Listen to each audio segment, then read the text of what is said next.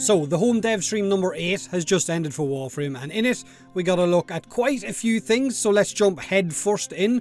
Warframe is coming to PlayStation 5 with complete crossplay to PlayStation 4, but there's no date given yet, but the PlayStation 5 is out very, very soon, so I would imagine that it will possibly launch with it. It could be a launch title, and I'm sure the same will be announced for the new Xbox at some point in the near future as well. Now, changes in Warframe are coming to Steel Path. Stalker's Acolytes are now going to be spawning in Steel Path missions as mini bosses.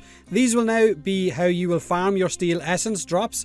Those Acolytes are what will drop your Steel Essence, not the Xmas units like they do right now. So mini boss encounters are about to be a thing in Steel Path. But on top of that, there are also going to be Steel Path daily missions, which will also give Steel Essence as a reward. Now, Teshins is going to have some kind of a weekly store for you to buy things that will rotate every week and allow you to buy some of Teshins' treasures. Now, I've no idea what Teshins' treasures are. Possibly the PvP skins? Who knows? Maybe they'll add something new. Deimos Arcana is coming later this month and will have those new Steel Path changes in it. But it will also have the next set of Zaku changes, the new Necromech infested kit guns, 7 new weapons, new augments, new underground bounties, everything basically that you see on screen right now. There is also some kind of a new puzzle underground that is a big huge moat, a big infested moat, that once you complete it will give you some kind of a reward. Chroma, a Warframe that I've not really covered much, is about to get some changes, so I finally get to make a Chroma video, which is new to me. He finally, and I mean feckin' finally, is about to be allowed to switch elements on the fly. He's going to be able to switch to heat, to ice, to electric, to toxin in mission, the same way that Warframes like Vauban does for his mines. They've also buffed his Spectral Scream by giving it a 100% status chance, and then it can also chain to enemies a bit like Volt's Shock. Now, sounds like a really cool way to spread status effects, and I know some of you are going to be saying, but it's Spectral Scream. Who cares about Spectral Scream? We'll see what that status spread is like. We got a look at Bone Widow, who is apparently our next Necromech. Apparently they're going to stick with that name, equipped with the sword and shield, and as cool and all as Necromechs are, right now you can only use them in Deimos or on the plains, so they are a very limited weapon, and if you're finished getting everything you need from Deimos or from the plains, then you're not really going to use this, I guess maybe just for mastery rank, until you're allowed to use these Necromechs in normal missions. Now, along with Chroma getting a bit of a rework, they've said this, they're going to touch up Warframes bit by bit consistently from now on. They're not going to focus on just one Warframe and give it a massive buff or a massive rework, but Warframes like Ash, Nidus, Necros, Atlas and Zephyr are also about to get some kind of a rework or a touch-up. Ash's Bladestorm is going to allow you to auto-stack those 3 symbols on top of enemies just by doing it once, so you're not going to have to, I guess, wiggle your mouse or your controller around the place to get 1 mark, 2 mark, 3 marks. It will be an instant 3 mark on top of an enemy. Zephyr will have Airburst and Tornado getting looked at. Airburst is going to be able to open enemies up to your finishers, and Tornado will hold enemies better, will suck them in better, I guess. Sounds awful.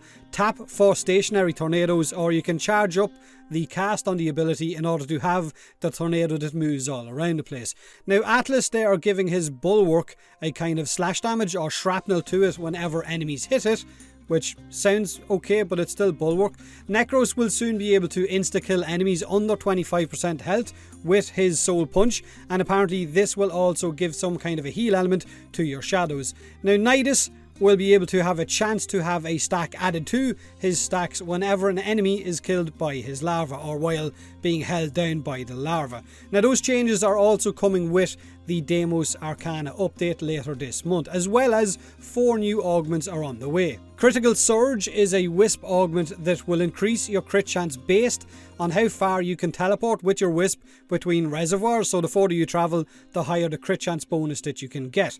Revenant is getting an augment called Thrall Pact, which will increase your primary damage based on how many thralls you have active at that given moment. Gauss has an augment that will give you a vacuum that sucks enemies whenever you Mach rush into objects. So basically, whenever you run into the fucking wall, you're going to suck enemies up behind you, which sounds really wrong. Now, Garuda has a new augment that will do a 7 meter AoE attack. You will basically just tap the ability, that increases your combo based on hitting enemies that are affected by slash damage. So more enemies that you hit, the higher combo bonus that you get off that initial strike. We've seen the new Gara Deluxe skin during this dev stream, which looks cool. We got a look at the new infested fan weapons, along with the new stance that's coming for fan melee weapons in game.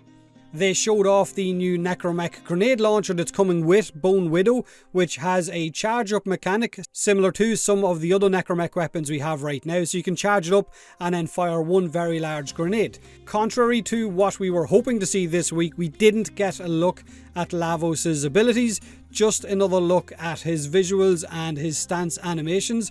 The snakes we were told on each one of his arms in this footage aren't moving, but they will move once he's finally added into the game, and they are attached to some of his abilities. Corpus Liches was another big topic of this dev stream, and they told us that you're going to see some changes with the Corpus Liches compared to what you see with the normal Grineer Liches, because they are experimenting having the final Corpus Lich encounter being in the new kind of Corpus Railjack that is also coming with them. So it's kind of like they were originally advertised or marketed as all those years ago, where you would whittle down your Lich and then you would finally fight them on their own big ship. So you would have a Railjack mission that would have you boarding their ship, fighting your way through it, getting to the boss room and then fighting the Lich in there. Now there is a new weapon type coming with those Corpus Queenpins or Corpus Liches.